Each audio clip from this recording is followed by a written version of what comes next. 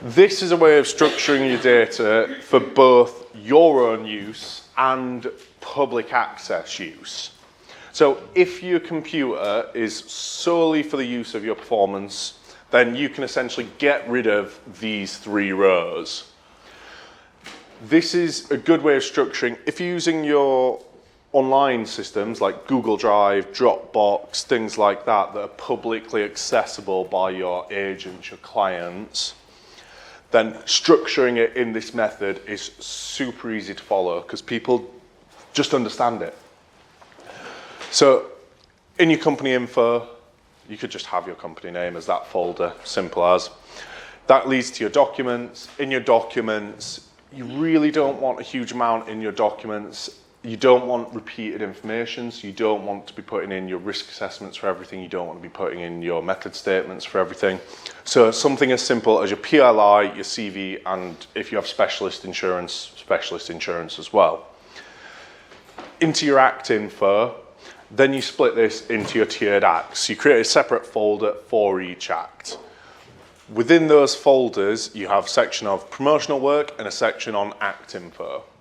In your promotional work, you just want your general low-res images straight away there. Now, does anyone know how many images are generally requested by agents? 4. Between 5 and 8 is generally what most agents and clients will request. Unless they want bespoke ones, that's 5 and... Unless they want bespoke ones. Like sometimes I've been inquired for, do you have a specific headshot for this? Oh, okay. Well, thing like your headshot, I'd put in your documents. If it's just a standardized headshot, I'd put in your documents area. You want your low-res images there. Does anyone know the size of generally what requested as low-res? It's about 400, well, between 200 and 400 kilobytes is generally low-res. Some agents will request as low as 100 kilobytes. Does anyone know the reasoning for that? It's to do with where they're putting it, right? Essentially, yes. Because images take up so much data, they want as low quality as possible, as low as passable. Because when they put it onto their website, say their website has 4,000 images because they've got boatloads of acts on there. Google doesn't like it when your website is slow. And if you've got loads of images that are all 1 megabyte and they're all huge images, then that makes your website slower. If your website is slower, Google deranks you, and Google will take you off that top spot and knock you down a couple of pages. So that's why they're requesting low-res images. That's also why I'm saying low-res is the main primary folder within your promotional ones. Obviously, promotional videos and things like that as well in there. So was that? Yeah, I was wondering if you've got like a high-res photo, how to like save it as a low-res copy. You can do it through Photoshop, GIMP, anything like that. You basically just change the parameters when you're save as JPEG, and then you can lower the quality on there, and that'll save it as much lower quality.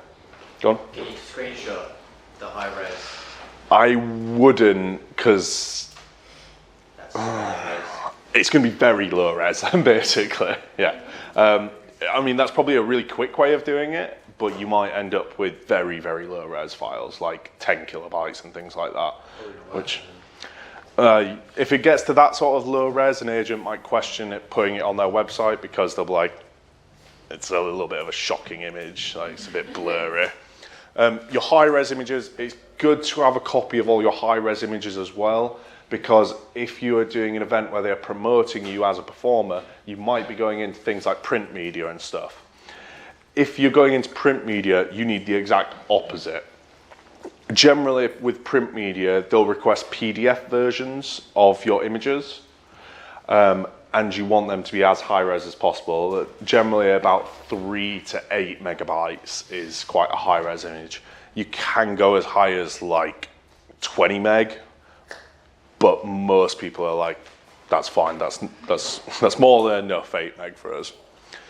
So in your Act info, does anyone know what you should be having in your Act info? This is specifically for your Act 1. Say this is fire performing. What sort of info would you want in your Act folder? Technical requirements. Yeah, your tech rider. Yeah. Anyone else? Not contracts. So this is a system outside of your contract storage. This is this is a public-facing system. Essentially, you could make this system on Google Drive, and you would happily send a link to any of your agents saying, "Here you go. There's all my information." So that's both to agent and to client? Yeah. Well, the client may see this. Most of the time, the agent will keep this to themselves, though, and not give this to a client. Right, okay. Other things in your acting for... Yeah, so that would come into your tech rider document, definitely. Would copy? Yes, so that's something a lot of people miss when they're contacting agents, is a key information document. In that key information document, you want things like your description, your price, how many people are involved in the act, the running time of the act, all the key factors that make your show a possibility. That key information document, though, is separate to your risk assessment and your tech rider, because your tech rider and your risk assessment may get sent to the end client. You don't want the end client to be able to see your price. So that key information document, which holds your price and everything, is just for your agents, essentially. Yeah? Other things in there might be your specialist insurance. If you have a particular act, so you do Wheel of Death or something like that, and you need a different insurance entirely because Equity are like, I'm not insuring that at all, then you might put specialist insurance documents on there as well. Right. Moving on, file names, yay! So, surprisingly, so many people get this wrong. It's so easy to tell when someone's copy and pasting an image off Facebook for a start, because of the long string of numbers that come when you save the image. At least go through the effort of renaming the file. So, this is a good method that a lot of entertainers use. This is what we use, this is what Dave Knox uses. Essentially, you have yourself or your company name. So I would have Joshua Morris. I would have then the skill that is being performed, say the act. So I would have fire performer or dance acrobatics or juggler, whatever is there. Then I would have what is the image. So I would put lead image if I want that image to be the first image that people see on a website.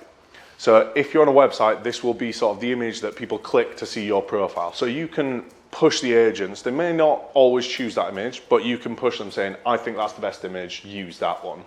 You could then have the rest of your image as 01, 02, 03, 04, etc., etc., etc. And your promotional video, same thing. Joshua Morris, fire performer, promotional video. Yeah? Similar method with that as well. So that way, the reason you do that as well is so you can search it. So if you're searching your database, I just put in fire performer and it comes up with all my fire performer stuff. I do the same thing with my risk assessments, my tech riders, my health and safety documents, everything. I do the same thing. So it'd be Joshua Morris fire performer risk assessment, Joshua Morris fire performer insurance, Joshua Morris fire performer method statement, that sort of thing. So it's really easy searchable then. So then you're cutting down your search time hugely.